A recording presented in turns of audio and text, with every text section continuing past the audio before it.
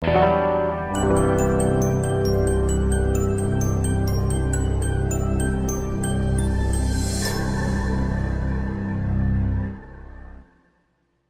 podemos encontrar o valor fundamental de o Deus paterno, mas também encontrar a maternidade de Deus dentro da nossa casa, que são princípios, são essências que cada um de nós tem.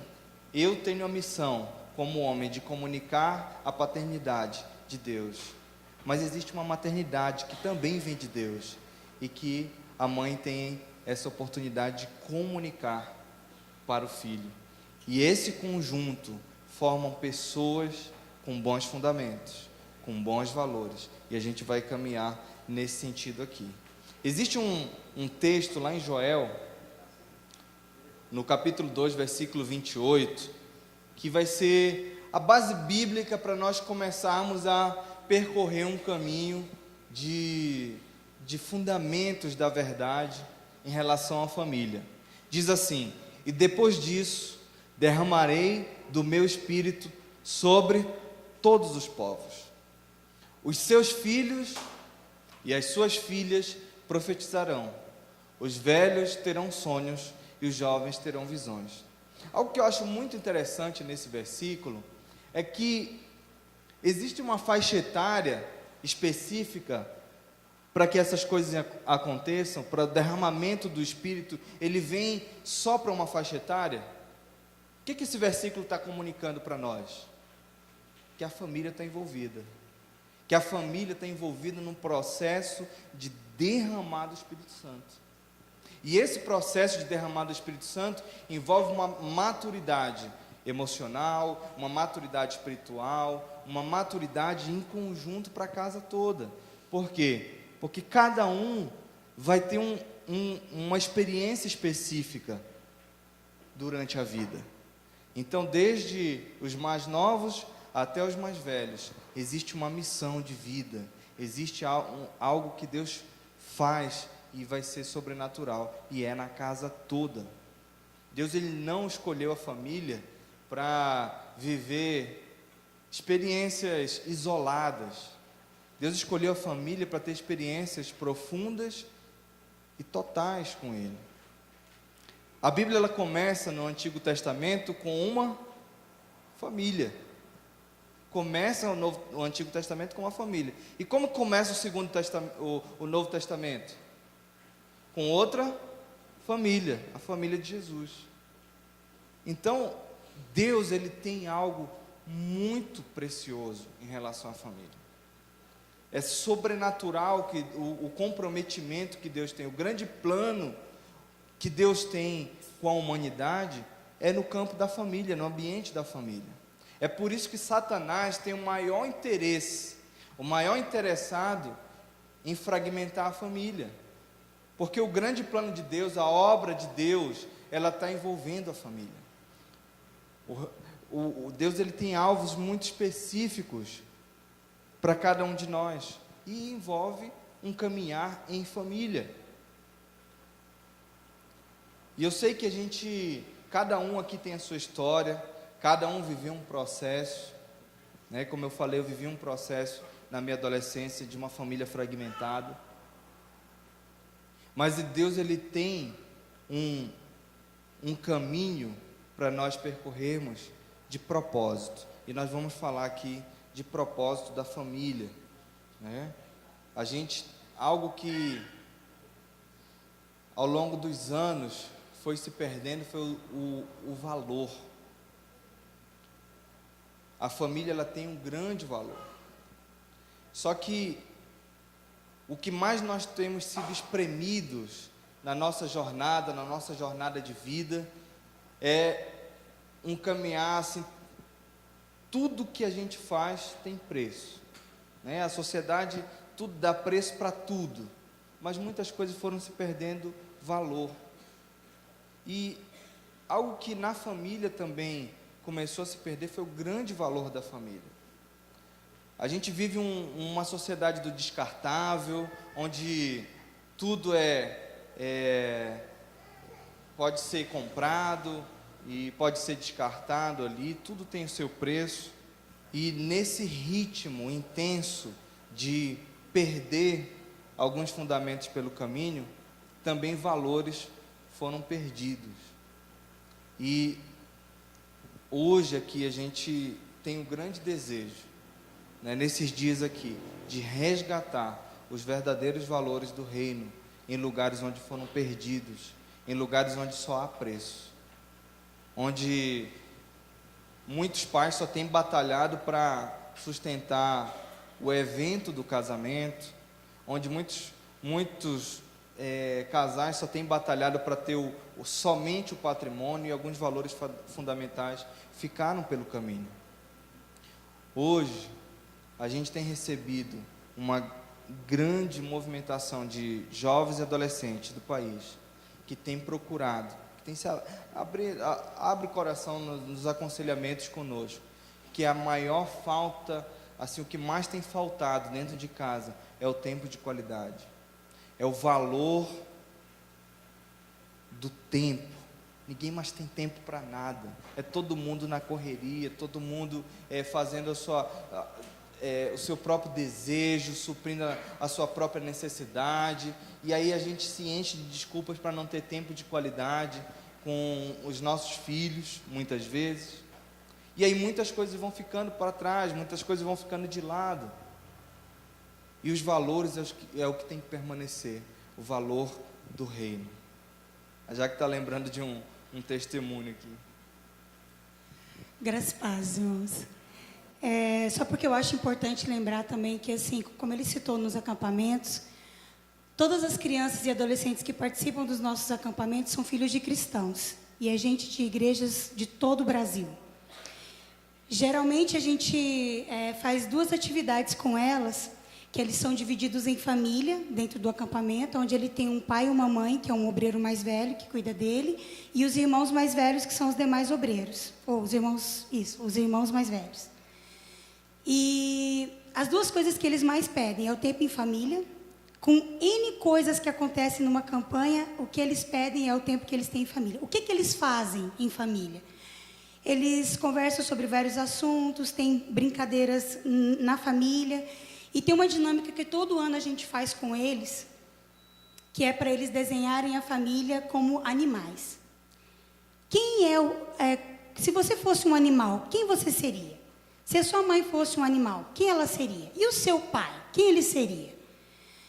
Infelizmente, esses filhos de crentes que nós temos recebido, muitos deles têm desenhado a mãe como a onça, a que protege, a que defende, que por um lado é legal, mas até que ponto que essa onça tem que estar em ação, que impede para que o leão exerça a função dele.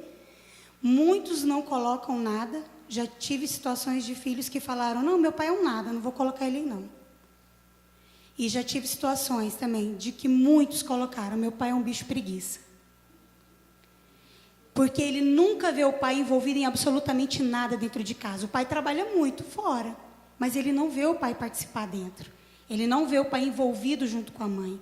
Ele não vê o pai participando do dia a dia da família, incluindo para que ele pudesse ver como exemplo, como referência. Então ele não sabe. Então é importante a gente refletir a respeito disso.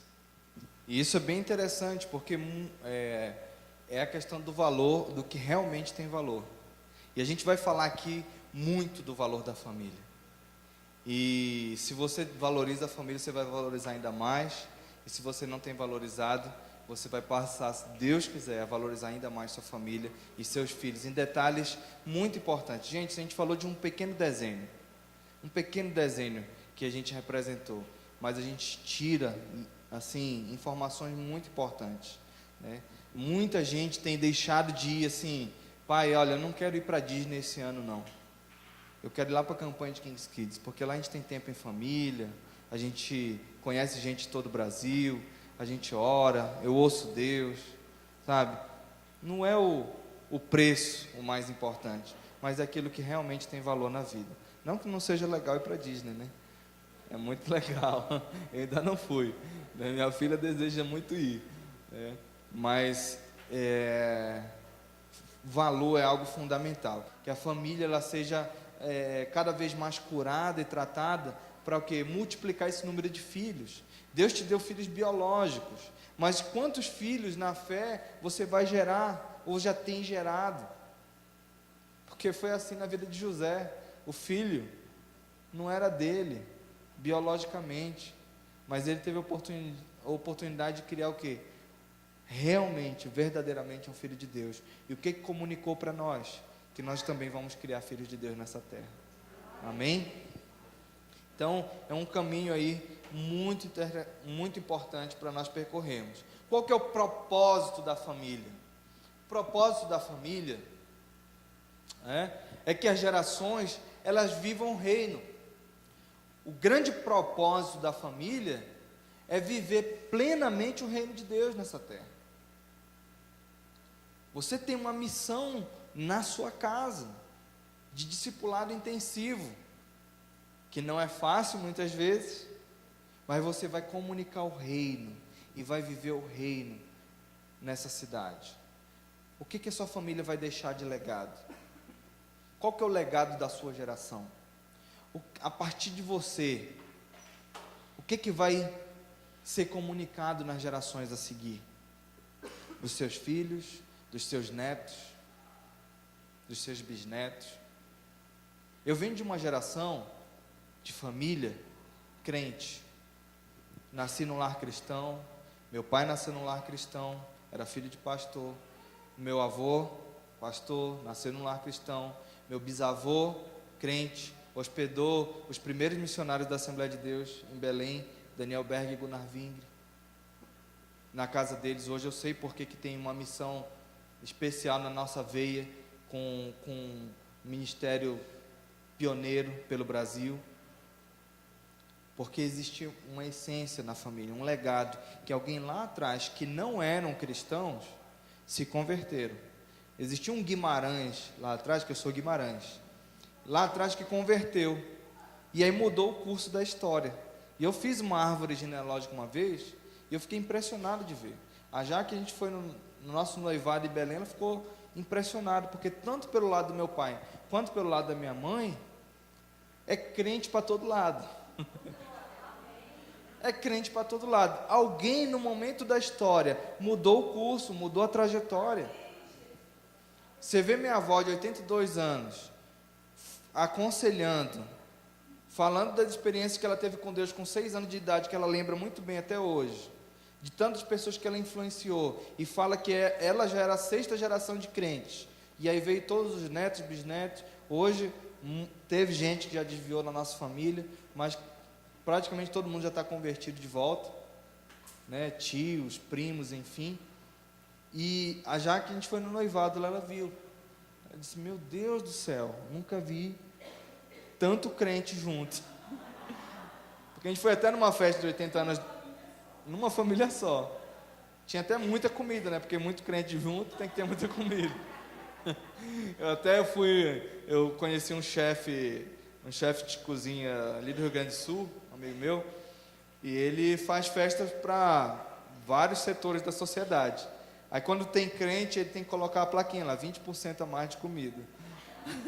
Já é provado cientificamente, não bebe, mas come. Mas o que eu quero dizer com isso sobre a família? Alguém mudou o curso da história. Eu não sei qual que é a tua história, qual que é a tua trajetória de vida, e aquilo, aonde que você conheceu o Evangelho, se você veio de... Eu não me vanglorio, eu conto a história de que eu nasci num lar cristão, e tem essa história de família, mas eu não me vanglorio, isso não é saudosismo, não. Eu tive essa experiência, alguns podem ter tido aqui, mas se foi você o pivô de conhecimento do Evangelho na sua família, daqui a alguns anos, algumas décadas para frente, ou daqui a 90 anos, alguém vai dizer: não, teve alguém lá atrás, o meu bisa ou o meu tátara, que converteu lá em Rio Verde e mudou a história da nossa geração, porque a minha família era bem amaldiçoada, era uma família complicada, mas aquela pessoa se posicionou e fez como muitas pessoas da Bíblia, que se posicionaram e conheceram o verdadeiro propósito de Deus na vida. Então, gente, para que a gente é pai e mãe? Para comunicar a verdadeira essência do Evangelho aos nossos filhos. E todos aqueles filhos que Deus colocar a oportunidade de você criar e cuidar, né? Porque nós somos chamados, os nossos filhos, eles têm um chamado também, e Deus, ele chama desde cedo. Quando um filho nasce no Evangelho, poxa, que oportunidade. E aí a gente vê vários exemplos de pessoas que foram chamadas desde cedo. Paulo diz que antes, lá no ventre, né, ele tinha sido chamado, existia um propósito de Deus. Depois você pode pegar cada texto desse daí e dar uma meditada para ver, que o nosso tempo é curto, né? Jeremias, João Batista, gente, o texto fala que ele estremeceu no ventre na hora que foi receber o cumprimento da amiga da mãe dele, e aí o menino estremeceu no ventre, foi? Da prima. Por quê? Porque reconheceu algo. Então, quando que começa o propósito de Deus na vida de uma criança, né? Na vida de um ser humano? Desde criança. Samuel, o texto fala que o menino Samuel era menino ainda. Davi, o texto fala lá que olharam para ele e disse: poxa, mas você ainda é muito moço. E o Golias é um cara experiente, é um gigante, é um cara com muito mais idade. Não é assim que funciona. Mas não é assim que Deus pensa. Deus, ele tem um propósito para nós desde muito tempo. Antigamente eu ouvi que uma grande mentira que eu ouvia quando eu era criança é que eu ia ser a igreja do amanhã. Quem já ouviu essa frase? Ah não, essa geração aqui, as crianças são a igreja do amanhã. Ah não, os adolescentes é a igreja do amanhã. Então eu cheguei na adolescência querendo saber quando que eu era igreja. Eu queria saber quando que eu era igreja, porque eu só ouvia falar que eu era igreja do amanhã. E sabe o que eu descobri? Que eu era igreja do hoje. Criança é igreja do hoje. Porque se Deus, ele quer usar uma criança, ele usa a hora que ele quer.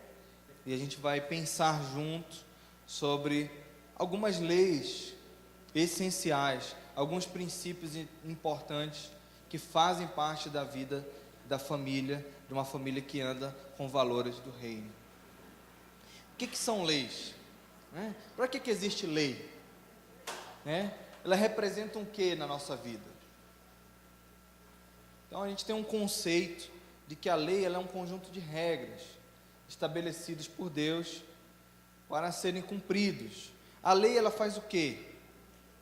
Ela nos protege. A lei, ela é boa e ela é suficiente para nos proteger. Quando nós estamos no nosso dia a dia, o que não faz? O que faz um trânsito ser bom? O trânsito de Rio Verde, para ele ser cada vez mais perfeito, o que precisa para que esse trânsito e essa conduta, todo mundo chegue ao seu destino muito bem? É que as leis sejam bem cumpridas, né? Cada um obedeça o semáforo de trânsito, cada um obedeça, né, a hora de parar, a hora de seguir, cada um saiba onde tem que estacionar, muito bem estacionado, né? Existe um conjunto de leis. Essas leis fazem elas fazem que o trânsito seja o quê? Mais seguro, é ou não é? Então, lei, ela nos ajuda a ter liberdade. A lei de trânsito, como exemplo, ela contribui para que nós temos o quê? Mais segurança de vida e nós temos mais liberdade de ir e vir. Então, lei é para isso. Deus, ele criou lei, esse conjunto de regras, para nos dar o quê? Liberdade. Só que nós, seres humanos, né, o que o homem fez? Ele procurou, por um momento, romper com a lei. O ser humano, ele procurou romper com aquilo que Deus trouxe de liberdade. Então Deus, ele deu 99% de liberdade ao homem e 1% de prisão, lá no Éden. olha, de todas as coisas que você tem aqui, você tem a liberdade de aproveitar delas. Aí Deus colocou uma regra, mas aquela dali, não coma. Você tem liberdade total, Adão. Você vai aproveitar de tudo, você vai viver uma maravilha nesse lugar. Só obedeça. E 1% de prisão. E o que aconteceu?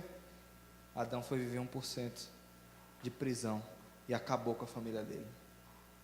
Destruiu com a família dele. Porque ele escolheu quebrar uma lei.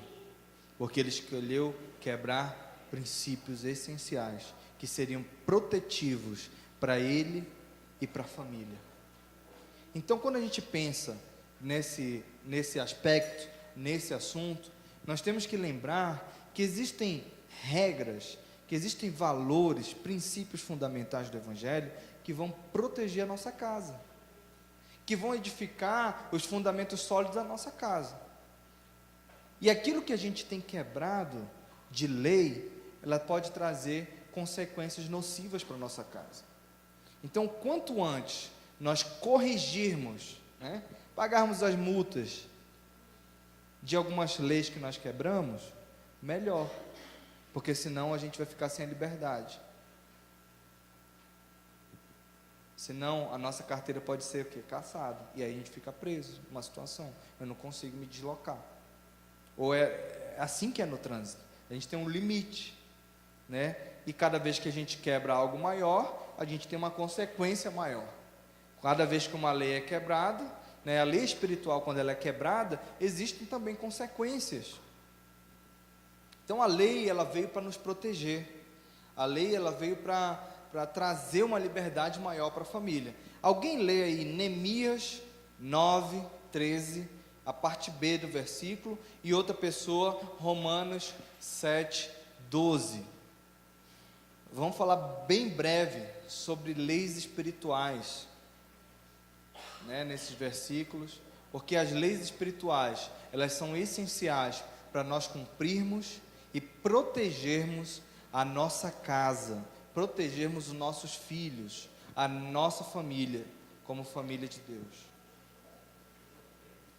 Quem abriu aí Neemias 9:13, parte B, leis verdadeiras, estatutos e mandamentos bons. Então, toda lei que o Senhor deixou para nós é boa. Toda lei que o Senhor deu de direção é boa. Então, Deus, a preocupação dele foi sempre nos dar coisas boas, porque Ele é o bom Pai. E lembra daquele versículo? Qual é o pai que não sabe dar coisas boas para os filhos? Deus, Ele sabe dar coisas boas para os filhos, para cada um de nós.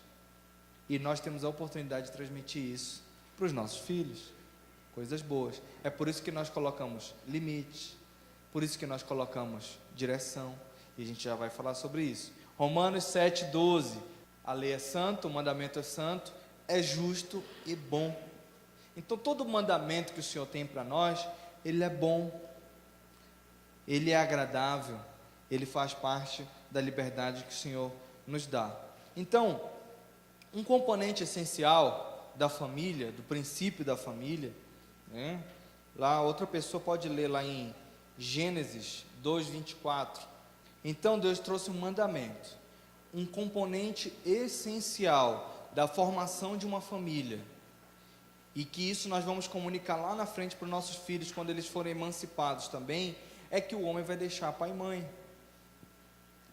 Para que haja um bom casamento, é necessário ter uma separação. Para que haja um casamento, é necessário ter uma separação. É um mandamento. É um mandamento. É por isso que nós temos a missão de criar filhos e emancipar eles. Porque aí há a separação do pai ou do filho, com os pais, e aí ele vai fazer outra família. Por isso que é necessário cada um seguir o seu caminho. É necessário deixar de morar junto, A gente pensa numa coisa que eu lembro da Grande Família, aquela série que tinha, na Globo, era muito interessante. Era um objeto de estudo para mim, era aquele componente lá, porque era todo mundo agregado. né? Eles não emancipavam os filhos, era aquela confusão, né? O Lineu ali com a esposa, aquele bebezão de 80 quilos lá, o filho com mais de 30 anos, não consegue emprego direito, vive na dependência do pai e da mãe, sabe? Depois virou homossexual, foi uma complicação toda lá, porque não era emancipado, sabe? Ficou ali engatado na família, e aí não ficou com a vida travada. E eu ficava olhando para aquilo e disse, cara, isso é a realidade de muita gente, não emancipa o filho, e aí a mãe fica ali, é meu bebê e tal, como se aí o cara nunca cresce, vira um bebezão, um banana. Imagina um cara daquele casando, o cara casa, aí ele vai querer fazer da mulher a mãe dele, porque ele não foi emancipado, não aprendeu a ser um homem que vai ser um sacerdote dentro de uma casa. E esse é um... Oi? E aí a esposa teria que fazer tudo. É por isso que um monte de mulher está assumindo papel que não é dela. É por isso que um monte de mulher está sofrendo, tentando cobrir o marido, sabe? Por causa de posturas e posicionamentos. E aí os componentes de uma família, os componentes do amor, afeição e limite. O casal, ele precisa viver dentro de casa uma afeição, mas também tem que viver limite, porque só a afeição, ela não é suficiente para uma boa criação de filhos. Limites bem estabelecidos, eles são essenciais, porque limite, ele produz disciplina. Gente, sabe qual que é a raiz da palavra disciplina? Discipulado. A raiz da palavra disciplina é discipulado. Então, quando você disciplina seu filho, quando você dá direção para o seu filho, você sabe que você está discipulando seu filho.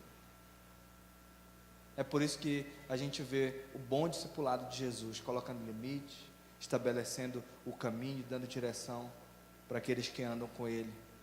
É por isso que nós temos limites pré-estabelecidos para nós percorrermos. Orientação, o limite, ele produz uma orientação e uma segurança moral. Um filho que tem limite na vida, ele sabe que tem coisas que ele não vai tocar. Ele sabe que tem áreas que são nocivas para a vida dele. Ele sabe que tem áreas, ele sabe que tem janelas na internet, páginas na internet que ele não vai ver. Um pai que sabe comunicar muito bem isso para o filho, ele consegue transmitir uma segurança moral. Numa sociedade que a gente tem visto muito o quê? Imoralidade. Então, limite, ele traz segurança moral. E o que a gente tem visto na nossa geração? Uma grande falta de limite. E o que aconteceu com a nossa sociedade? Uma sociedade imoral. Uma sociedade extremamente imoral é o que a gente está vendo. Por quê? Porque os limites foram rompidos. É o que mais a gente vê. O que será que vai salvar a nossa geração? Aprender limite. Ensinar os filhos a ter limite. E isso vai trazer uma segurança moral. A afeição, ela produz compaixão, solidariedade, fortalecimento emocional. Quem que mais gera esse ambiente dentro da casa? O pai, ele produz isso também, mas normalmente você sente mais compaixão ali com a mãe, produzindo isso, mas os dois, o casal, fazem isso, A solidariedade, fortalecimento emocional, esse tipo de afeição, ele traz uma intimidade emocional muito maior. Quando um casal, ele tem intimidade emocional, ele é cada vez mais curado, para transmitir essa segurança para o filho. Porque intimidade sexual, todo casal tem, Casado tem intimidade sexual. Agora, intimidade emocional nem todo mundo tem. E isso é um objeto de estudo de muitos psicólogos. A gente teve numa terapia familiar, foi muito legal, e sempre a gente procura ter essa reciclagem, conversar com pessoas que a gente pode se abrir, e eu e a Jaque. E uma coisa que foi protetivo para mim, para a Jaque, e para aquilo que a gente vive em casa, é o nível de amizade que a gente tem. E aí foi quando a psicóloga falou pra gente, ela disse, olha, vocês têm uma intimidade emocional gigante, isso é muito bom, porque tudo vocês conseguem resolver rápido. Vocês passam, vê o problema, vocês resolvem ali, comunicam muito bem e vão adiante. E isso traz o quê? Uma cura rápida para aquelas situações emocionais que precisam ser tratadas. Gente, quando eu descobri aquilo, eu disse, cara, que bom que eu casei com a minha melhor amiga. Né? Isso é muito bom para a gente. E o nível de amizade, quanto maior, melhor. Porque eu converso de tudo com a Jaque. De tudo, gente. De tudo. Das minhas tentações. Se eu vi alguma coisa na rua que foi tentador para mim. Se eu vi alguma coisa na internet que me tentou a dar um clique. Porque não é fácil para a gente. Eu tive uma adolescência de uma exposição muito grande, né, com imoralidade, né, com pornografia. E foi uma vitória para mim, um caminhar de vitória, mas eu não tenho que ficar exposto, eu não tenho que ficar me sujeitando a tentações. E penso numa coisa que tem envergonhado muitos homens, líderes, tem caído, sabe, muitos homens têm aí, não conseguem ter autoridade dentro de casa, por causa que estão afundados na pornografia, porque estão escondidos dentro dos quartos, afundados na imoralidade. E isso tem trazido limitação intelectual, limitação emocional. Gente, estou falando de estudos comprovados, científicos, né? Não é crente que tem falado só sobre isso, não. Um monte de gente já tem falado dessa limitação. É o grande problema da nossa sociedade, a erotização que tem vindo para a nossa sociedade. Isso abre uma porta dentro de casa muito nociva, né? Essa exposição a erotização que a gente tem visto, porque aí o filho, tendo um contato com isso, né, essa porta que foi aberta aí, essa janela que foi aberta, você pode trazer sérias consequências para a vida de um filho que está vivendo uma imoralidade, e cada vez que o contato é maior, o buraco vai sendo maior, mais profundo. Pra você ter uma ideia, o vício em imoralidade sexual na internet, ele tem sido maior do que o crack, porque ele dá vida social. Às vezes eu prefiro já vi situações assim que é mais fácil resgatar alguém que estava no crack, que ele está no fundo do poço, eu vou lá e resgato numa favela e encaminho ele, do que alguém viciado em imoralidade sexual, em pornografia, porque é muito complicado de se lidar com esse vício, porque a pessoa tem um convívio social e ninguém sabe, né? E isso tem sido uma derrota para muitos homens e muitas mulheres que têm se envergonhado desses pais que têm não têm tido moral dentro de casa. Aí na hora que precisa conversar com o filho para trazer orientação, esse pai não tem moral suficiente. Então é um cuidado muito grande. A gente tem atendido casais que vêm procurar ajuda, líderes, gente de igreja mesmo, e diz assim, olha, eu preciso de ajuda, porque meu marido está viciado, e é uma área que a gente precisa tocar, não tem como fechar os olhos, porque a gente está falando de família, a gente está falando de uma exposição que a gente vê, os nossos filhos estão sendo expostos o tempo todo, bombardeados o tempo todo, com essa mídia erotizada. Gente, é tão interessante essa questão da erotização. Quando você instala um dos melhores antivírus do mundo, que é o Kaspersky, ou Kaspersky, como muitos leem, você ativa a proteção dos pais. E eu coloco no meu computador esse antivírus. Aí eu ativo a proteção dos pais, que ele faz uma varredura para qualquer página que tem conteúdo inapropriado, ele já vai e bloqueia. Gente, quando eu abro globo.com, ele já bloqueia. Globo.com, que é o que muita gente acessa, né? Ele já bloqueia. Por quê? Por causa do conteúdo. Você vê uma página do Globo.com, ao em volta dela, as bordas laterais, tudinho, ela tem todo um conteúdo de erotização, que tudo é estratégico. Toda janelinha que é colocada tem uma estratégia para alcançar um público X. Normalmente, hoje muitas mulheres têm experimentado também desse ambiente, mas muitos homens têm caído nessa questão. E aí uma coisa vai puxando a outra, né? Imagine filhos. Você pega uma criança vai lá fazer um trabalho da escola, algum tempo atrás, por exemplo, a gente viu essa situação, o cara digita lá imagem no Google e digita melancia. O que vai aparecer? É só a fruta? Não. Então, quantas crianças têm sido expostas a esse conteúdo inapropriado, esse conteúdo erotizado? Gente, a gente não tem como ficar de olhos fechados. Não é comum deixar isso dentro de casa aberto, sabe? E aí vem uma série de coisas que a gente vai falar na sequência. Então, o equilíbrio entre limite e afeição, ele vai definir a verdadeira liberdade. O equilíbrio entre limite e afeição vai definir a verdadeira liberdade. Então, limite mais a afeição, ele vai te dar uma liberdade verdadeira. E, gente, liberdade, ele envolve um ambiente de respeito, maturidade, uma boa convivência. Gente, tem coisa melhor do que um filho ver uma boa convivência do pai com a mãe. A gente tem que aprender a ter conversas que a gente não vai conversar na frente de um filho. Não vai expor ele a uma situação de que é um problema nosso, uma coisa que tem que resolver. Vai lá para o quarto, conversa com a sua esposa, sabe? Uma boa convivência. Só um minutinho. O que um filho precisa ver é que você ama a sua esposa bem, tem discussão, mas que é resolvida, mas tem determinados assuntos que eles precisam ser privados. E às vezes a gente não tem esse cuidado, leva o assunto do trabalho, leva o assunto da igreja, da problemática. A gente tem muito essa questão de cuidado com a questão de ministério, porque a gente lida com aconselhamentos. Então, muitas vezes eu tenho que fazer o quê? Jaque, vamos só nós conversarmos aqui, porque se a gente leva tudo que é problema de vida em comunidade, da agência que a gente trabalha, do local que a gente trabalha, vai chegar um momento que esse filho não vai querer seguir a Deus.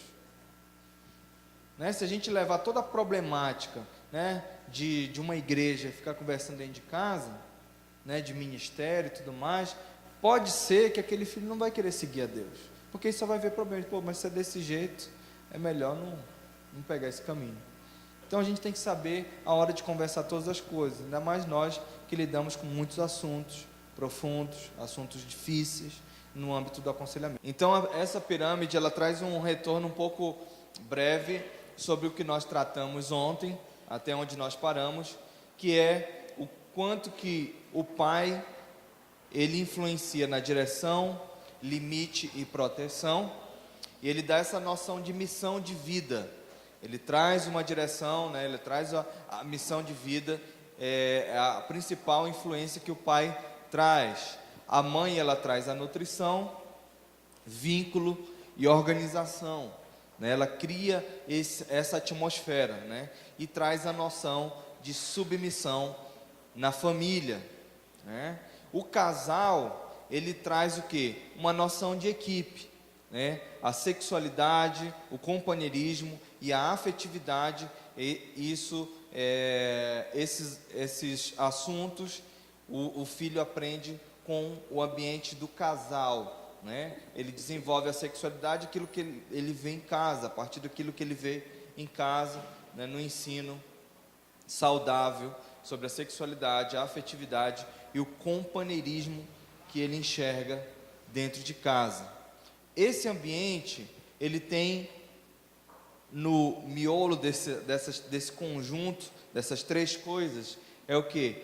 Amor, limite, afeição e liberdade. Então essas regras, esses limites, essas leis que são definidas, elas trazem todo um conjunto que vai gerar compromisso, fidelidade e confiança. Esse ambiente é uma atmosfera que todos nós como família desejamos ter, desejamos viver, toda uma confiança, um ambiente de fidelidade. O filho, quando ele vê esse compromisso dentro de casa, naturalmente ele vai propagar isso no casamento, quando chegar a época de casamento, de ser fiel. Por muito tempo da minha vida, eu tive muita cautela com relacionamento. Por quê? Porque eu tive o que eu conheci em casa foi um ambiente de traição. E aquilo foi muito nocivo para mim. Então, tudo que eu não queria na vida era me parecer com o que eu vi de exemplo do meu pai. E foi muito complicado, por muitos anos, existia um orgulho muito grande dentro de mim. Então, eu não assumia relacionamento porque eu queria ser o homem perfeito. Então, chegou um momento da minha vida que Deus me confrontou, que não existia o homem perfeito, que não existia a perfeição absoluta. O que eu tinha que ter era um nível de obediência e saber cumprir as leis do Senhor. E aí aquele nível de obediência e de andar na verdade iam fazer com que o meu compromisso, a minha fidelidade dentro do casamento fosse suficiente. E eu ia ter uma liberdade maior dentro do meu casamento. Mas um temor que eu tinha por muito tempo era de que se eu levasse uma vida de fragilizar, de pecado e uma vida promíscua, que eu cheguei a enxergar em muita gente ao meu redor, eu poderia fazer em casa, né, no meu casamento, a mesma coisa que meu pai fez com a minha mãe. Então eu tinha muito medo. Pense num cara medroso. Eu não chegava junto de uma mulher nem, rapaz, era um negócio terrível, porque eu não queria me parecer com nenhum tipo de homem que era malandro, né? Eu tinha muito isso dentro de mim. Só que me protegeu por um tempo, até eu enxergar também que existia um orgulho, e Deus precisou tratar o orgulho até eu conseguir ter um relacionamento saudável e chegar ao casamento, né? Hoje a gente vive a plenitude de um relacionamento completo, um relacionamento de muito companheirismo, né, de muita fidelidade, né? O nosso compromisso é muito maior do que os sentimentos, e isso a gente transmite para nossa filha, transmite para nossa casa. Isso é muito importante, né, os pais transmitirem. Um outro ponto, né, que a gente, quando estuda esses assuntos, né, o que fica de fundamento para nós é esse versículo de nós trazermos antes a gente trazer uma reeducação, a gente rever muita coisa do que já passou, rever o que nós já fizemos, mas reeducar as nossas posturas para que a gente não se amolde ao padrão do mundo, mas a nossa mente esteja renovada o tempo todo em Deus, renovada para experimentar a boa, agradável e perfeita vontade de Deus. É para isso que a gente aprende a ter uma vida de compromisso, né, e fidelidade. Quando nós aprendemos esses fundamentos, né, a gente vai tendo a oportunidade de gerar sentimentos, gerar conhecimento, gerar um caráter muito mais aprovado na vida dos nossos filhos. Porque depois que nós passamos a ser pais, a gente começa a ter um outro olhar para as gerações que vão vir a partir de nós. Essa naturalmente é um compromisso que nós temos. Então nós casamos, nós temos filhos, e aí vem uma nova fase, que nós deixamos de ser crianças, jovens, passamos a ser adultos, e aí na fase de pais eu tenho que administrar o conflito de gerações, porque nossos filhos vão crescer, e aí eu tenho que administrar a cada poucos anos que passam, eu tenho que administrar fases assim rápidas. Quando você vê, o seu filho já está com 5 anos, quando você vê já está com 10 anos, quando você vê já está com 15 anos, e rapidamente você tem que processar a mudança de gerações. Rapidamente você tem que processar a linguagem que você exerce, para que você consiga se comunicar bem com esse filho. Eu vejo muito isso com o que eu passei com meu irmão, porque por muitos anos a gente não teve convívio com meu pai. Quando na adolescência a gente passou a ter convívio com meu pai, já quase na fase já dos 18 anos, meu pai ainda tinha na mente o quê? O convívio com os meninos de 7 anos. Aí passou mais uma outra fase, e aí nós casamos. Aí quando chega junto do meu pai, na cabeça dele ainda está os adolescentes. E aí eu tenho que chegar e dizer: pai, eu sou um homem casado já, eu já mudei, eu já estou mais maduro. E aí você tem que puxar junto para que ele conseguir enxergar que agora ele tem 2 filhos maduros, que já estão caminhando com as próprias pernas há muito tempo. Só que como não há convívio, essa transição de geração é um conflito que começa a existir na mente, muitas vezes, de muitos pais. Então, saber lidar com as gerações é fundamental. Então, na transição de gerações, quando nós falamos de gerações, pode passar. Quando nós falamos de gerações, nós temos a geração X, que boa parte da geração X está aqui, tem um monte de gente aqui da geração X. Quem nasceu em 75 a 79 faz parte da geração X.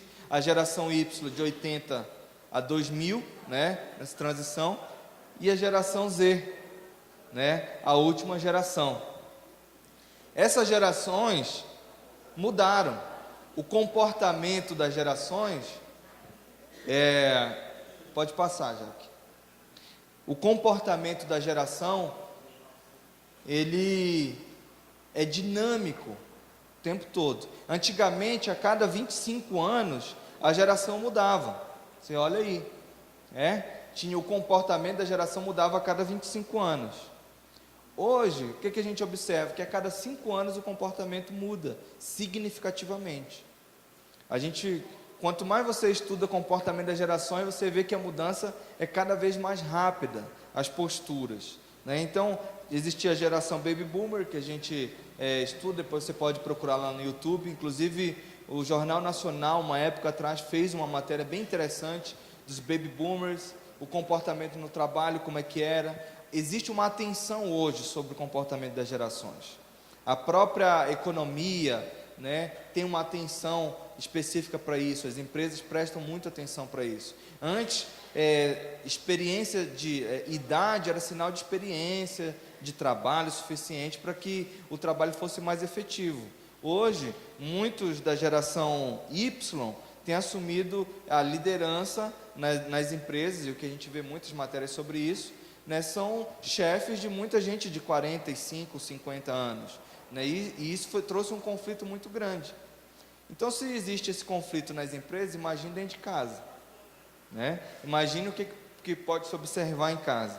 Então, a gente vê essa grande mudança. A geração que lá atrás gritou sexo, drogas e rock and roll, que foi a geração do meu pai, gritou sexo, drogas e rock and roll, e a minha geração colheu exatamente isso.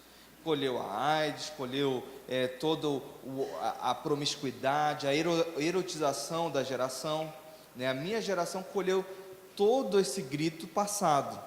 E qual tem sido esse grito da minha geração? Qual que tem sido o grito dessa geração? O grito dessa geração tem sido dinheiro, patrimônio e diploma.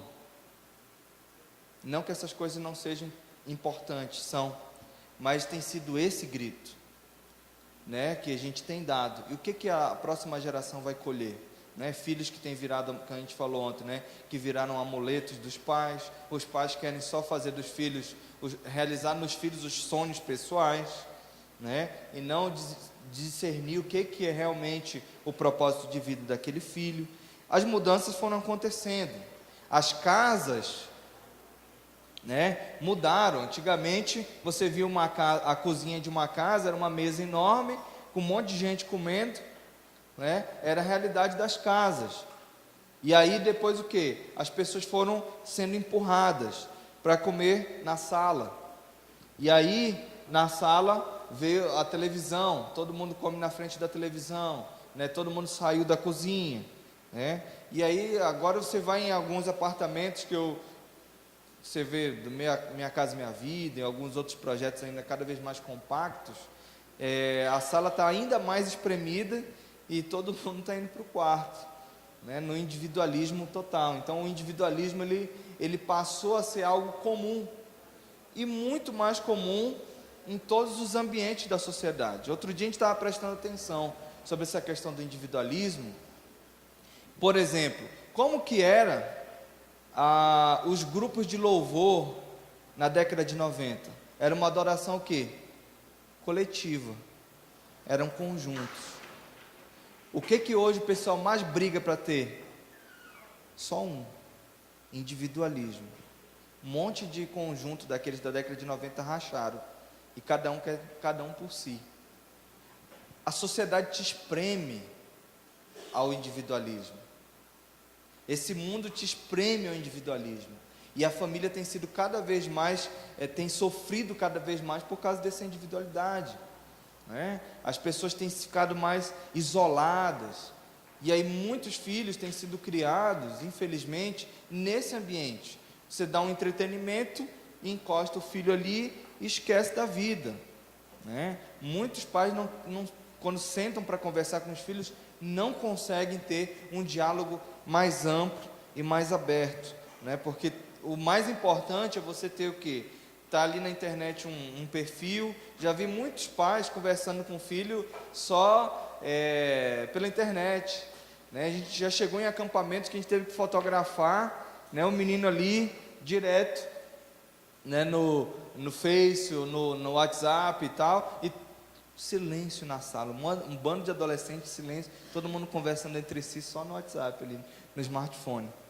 A individualidade, né, ficou cada vez maior e as pessoas não sabem mais ter um bom relacionamento. Então a família ela precisa desenvolver um relacionamento mais amplo, um relacionamento mais profundo. A gente tem, o que a gente mais vê é esse ambiente de vício de smartphone, né? Pessoas sentam-se, qualquer restaurante que você vê, eu fui em Goiânia com a Jaque uma época dessa, hoje está muito mais intenso. As pessoas sentam no restaurante e é todo mundo ali rindo para o celular, né? A gente tem muita comunicação, eu uso bastante o smartphone, mas eu tenho que ter muito cuidado para que a gente não fique até mal educado, né? Mudou o nosso comportamento. Em casa, para você ter uma ideia, eu e a Jaque, a gente teve que fazer um compromisso, logo que a gente começou a usar mais o smartphone, de deixar do lado de fora, né, do quarto. Porque o normal era o quê? Debaixo do travesseiro, e começou a ter insônia, porque a gente dormia tarde. Aí passou uns dias e disse, opa, está interferindo aqui no nosso relacionamento, está interferindo no nosso dia, porque a gente fica até tarde conversando com o quê? Né? Com quem? Vendo notícia de quem? Né? Está nos roubando. Então a gente precisou administrar. Gente, eu sou um cara que amo tecnologia, mas a gente precisa, assim, eu precisei em casa assim, dizer, amor, olha, vamos dar uma desacelerada, vamos dar uma freada. Eu, por muitos anos que eu trabalho também com tecnologia, e hoje é um cuidado muito grande que a gente tem com esse ambiente.